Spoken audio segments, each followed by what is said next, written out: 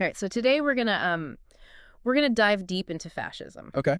You guys sent in some excerpts from Benito Mussolini's 1932 essay, "The Doctrine of Fascism," Oh yeah.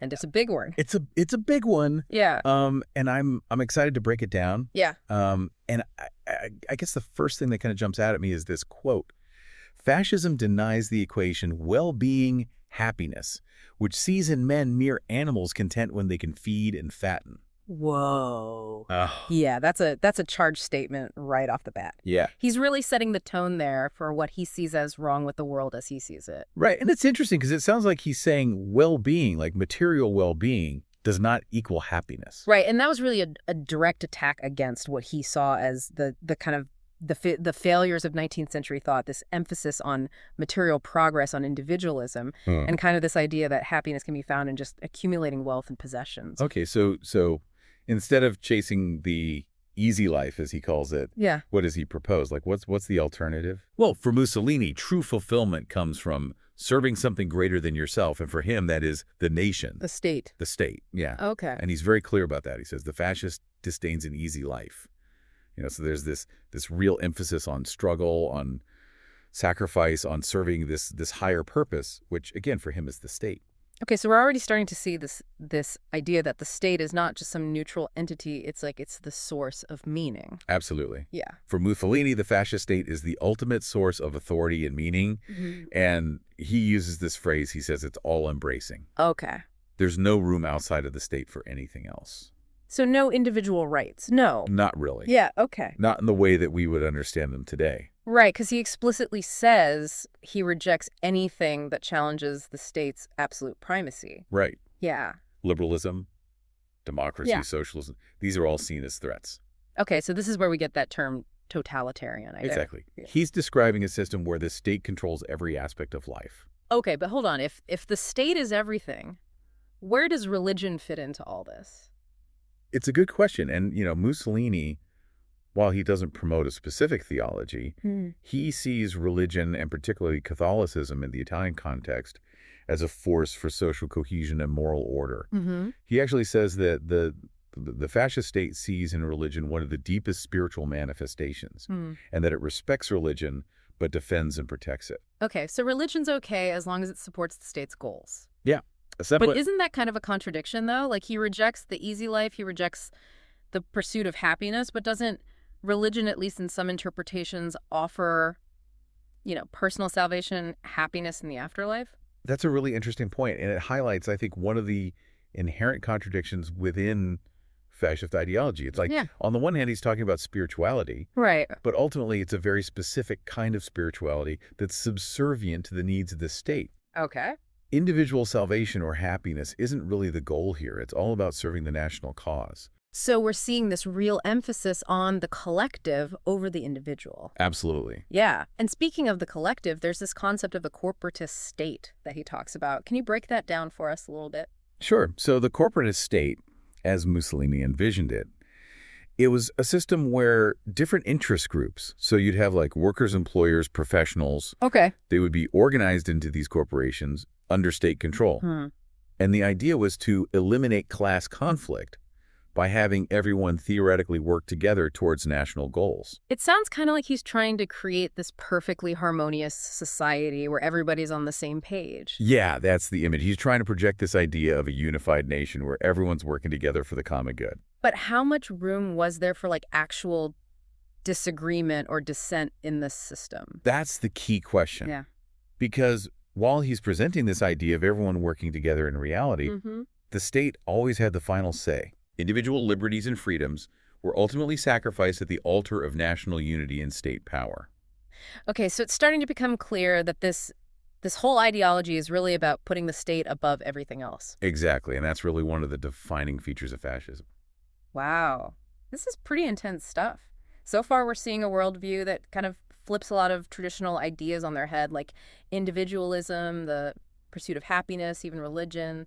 It's all filtered through this lens of the state's absolute authority. And we're just getting started. Oh, boy. Remember, Mussolini also glorifies war. He sees it as a test of national vitality, a necessary part of life. But we'll delve into those darker aspects of fascist ideology a little later. Okay, I think I already need a break to process all this. Yeah, it's a lot to take in. But I'm definitely hooked, so let's keep going. All right, let's do it. Pick it up where we left off. It's really important to understand just how much Mussolini emphasized this idea of action. Okay. He actually says, fascism wants man to be active and to engage in action with all his energies. Right, so it's not enough to just think the right thoughts, and you got to live it. You got to, You've got to embody it. yeah, embody it, yeah. Take risks. Prove your devotion to the state through deeds, not just words. And this connects directly to his glorification of war, Oh, absolutely. which he calls the seal of nobility upon the peoples who have the courage to face it. Right. He even goes on to contrast this with what he calls the cowardly supine renunciation of pacifism. Yeah, it's a pretty stark juxtaposition. Yeah, it really is. And it makes me think about that striking image he uses, that wounded soldier's motto, I don't care a damn. Oh, yeah. It's almost like a badge of honor in this ideology. It is. It's this symbol of unwavering commitment to the cause, no matter the cost. Minifrago. Minifrago, exactly. Yeah. That kind of sums it up. Yeah, it really does. But it's also a little bit unsettling, right? Like he's romanticizing violence and sacrifice, making it seem almost desirable. That's a valid concern, and it's something that historians and critics of fascism have grappled with for decades. Yeah. Yeah, how do you reconcile this emphasis on action and struggle with the potential for brutality and oppression? Yeah, it's a tough question. Yeah. Well, let's shift gears a bit and talk about Mussolini's views on democracy. He's not exactly a fan, is he? Not at all. In fact, he launches a pretty scathing attack on democratic principles. Like what? Well, for example, he calls universal suffrage a mechanical and extrinsic device. Okay. And he argues that democratic regimes are infested by many kings who can be more tyrannical than a single dictator. So what's his alternative? Like, what does he believe in besides a dictatorship? Well, he proposes a system where the conscience and will of the nation are embodied in a single leader or a small elite who supposedly represent the true interests of the people. It's interesting that he frames it as representing the will of the people when it seems more like the will of a select few imposed on everybody else. Right? There's definitely a tension there between his rhetoric and the reality of how power would actually function in a fascist state. Yeah. But let's go back to this idea of action for a moment. Okay. How did Mussolini see fascism's place in history? Was it a continuation of the past or a break from it? That's a great question. And it gets to the heart of, I think, some of the inherent contradictions within fascist ideology. Okay.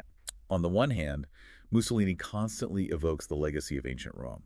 He uses this imagery, this language that connects his regime to the grandeur and power of the Roman Empire. So there's this strong element of nostalgia, like a yearning for a mythical past. Absolutely. Yeah. He sees himself as reviving the spirit of Roman conquest and glory. But at the same time, he claims that fascism is this revolutionary doctrine for the modern age. Exactly. He argues that fascism represents a new stage in human political development, a break from the outdated ideas of the 19th century, which he sees as, decadent and weak. So he's trying to have it both ways. He's trying to tap into the emotional power of the past, while also claiming to be a forward-thinking revolutionary. Yeah, it's a pretty clever rhetorical strategy. It is, and it resonated with a lot of Italians at the time. They were looking for a way to reconcile their pride and their heritage with their desire for a modern, powerful nation.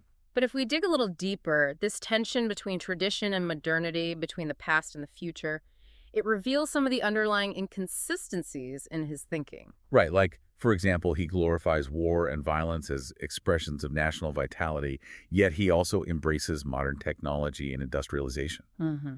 So these things aren't necessarily incompatible, but it does highlight the somewhat contradictory impulses within fascist ideology. It's like he's trying to create a Frankenstein's monster of an ideology, stitching together bits and pieces from different eras and traditions. Yeah, that's a good analogy. Yeah. But speaking of contradictions, how did he reconcile his glorification of war with his support for religion? I mean, a lot of religions advocate for peace and nonviolence.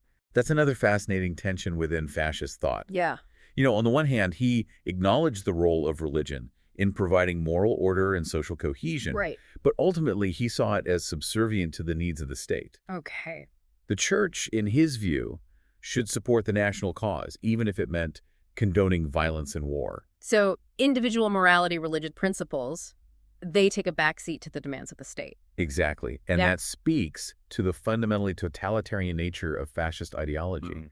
The state is the ultimate arbiter of right and wrong, and everything else, even religion, has to be subordinated to its will. This brings us back to that idea of the spiritual and ethical entity that he uses to describe the fascist state. Right. He's clearly trying to imbue it with a sense of moral authority that goes beyond just raw political power. He's trying to elevate the state to a quasi-religious level, making it the object of veneration and sacrifice. Right. It's almost like a secular religion with its own rituals and symbols and martyrs. And this emphasis on the spiritual dimension of fascism, I think it's really important to understand because it helps explain how he was able to rally so much support for such an extreme ideology. Right. It wasn't just about brute force. It was about appealing to people's deeper yearnings for meaning and purpose.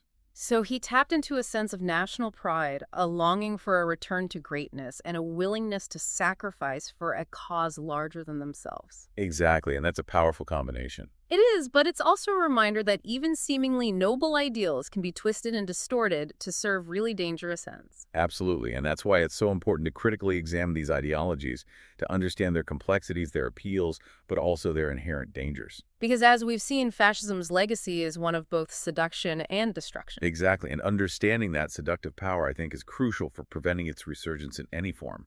You know, one thing that really struck me when we were talking about Mussolini's views on action and struggle is how he ties those concepts to his vision of knowledge and truth. Oh, interesting. How so? Well, he explicitly rejects what he calls intellectualism Huh. and abstract theorizing. Okay. For him, true understanding doesn't come from, sitting in an ivory tower and pondering big ideas. It comes from active engagement with the world, from experience, and even from struggle. So it's not enough to just read about fascism or debate its merits. You have to live it. Yeah, you have to feel it in your bones, experience its triumphs and challenges firsthand. Okay, so how did this view of knowledge influence his approach to governing? Well, he believed that leaders needed to be pragmatic and adaptable, willing to make tough decisions based on the specific circumstances they faced, not on some abstract theory or ideology. So this explains why he was so critical of those ideologies that he perceived as being divorced from the practical realities of life. Exactly like his dismissal of liberalism. Right, which he called a religion of mankind. Yeah, implying that it was too rigid and idealistic to deal with the complexities of human existence. He also criticized scientific and Marxian socialism. Right, for its emphasis on economic determinism and the inevitability of class struggle. So it sounds like he saw these ideologies as overly simplistic, failing to capture the dynamic and unpredictable nature of history. Right, he believed that history was made by strong individuals by decisive action, not by some predetermined set of economic or social forces. So instead of universal truths or grand narratives, what did he believe in? Well, this is where we get to the heart of his rejection of universalism. Okay. Mussolini believed that each nation had its own unique character and destiny. Okay. He rejected this idea that there were these universal truths or values that applied to all people in all times and places. So instead of focusing on what unites us as human beings, he emphasized what makes each nation distinct Exactly. and even superior to others. Yeah, you're getting it. This is reflected in his strong emphasis on national sovereignty and his rejection of internationalism. Okay, so for example, he was very critical of the League of Nations. Oh, yeah. He saw it as a toothless and ineffective organization that ignored the fundamental differences between nations. It's like he's saying that each nation is essentially on its own, competing for power and glory in a dog-eat-dog world. Right. It's a very zero-sum view of international relations. And this brings us to another aspect of his worldview that is both fascinating and troubling. His views on race. Yeah. This is a complex and sensitive topic. It is. And one that needs to be addressed carefully. Of course. While Mussolini didn't develop a full-blown theory of racial superiority like the Nazis, Right. he did articulate a vision of the Italian people as possessing these unique qualities and a historical mission that set them apart from other nations. So even though he didn't go as far as the Nazis, there were definitely some troubling elements in his thinking about race and national identity. Absolutely. And it's important to acknowledge that these ideas, even in their less extreme forms, can be dangerous and have harmful consequences. It's a sobering reminder that even seemingly subtle forms of prejudice and exclusion can lay the groundwork for more overt forms of discrimination and violence down the line. Exactly. It's a slippery slope and one that we need to be constantly vigilant against. Okay, so we've covered a lot of ground here. We talked about Mussolini's views on action knowledge, universalism, even race, but ultimately, what does it all mean? How did this ideology, with all its contradictions and complexities, manage to gain such traction in the 20th century? That's the million-dollar question, isn't it? And historians continue to debate the reasons for fascism's rise to power. Yeah. But I think there are a few key factors that we can point to. Like what? Well, first, there was the social and economic upheaval that followed World War I. Hmm. Many countries, including Italy, were struggling with political instability, economic hardship, and this deep sense of disillusionment. So in a time of crisis, people are looking for someone to offer them a sense of hope and direction. Exactly. And Mussolini was a master at exploiting these anxieties. Oh. He offered fascism as a path to order stability and national rejuvenation. He promised to restore Italy to its former glory, to create a strong and unified nation that would command respect on the world stage. And this message resonated with many Italians who felt that their country had been denied its rightful place in the world. Right. He was able to tap into this deep well of national pride, this sense of wounded national honor. But it wasn't just about exploiting people's fears and anxieties, was it? There was also a genuine appeal to certain ideals, even if they were ultimately twisted and distorted. Absolutely. He offered a vision of collective sacrifice, national unity, a return to traditional values. This appealed to people who were disillusioned with the perceived decadence and individualism of modern society. Right. And it's important to remember that he presented fascism as a spiritual movement, a way of life that offered meaning and purpose beyond just the pursuit of material wealth or personal happiness. So it was this combination of factors: economic and social instability, a shrewd manipulation of people's fears and anxieties, and a genuine appeal to certain ideals, however twisted they may have been. Yes, and it's a reminder that even in seemingly stable and prosperous societies, there are always vulnerabilities that can be exploited by demagogues with dangerous agendas. This has been an incredibly insightful deep dive. We've learned a lot about the core tenets of fascism, its historical context, its lasting impact. But what's the takeaway for us today? Why should we care about understanding an ideology that seems so alien to our modern world? That's a crucial question.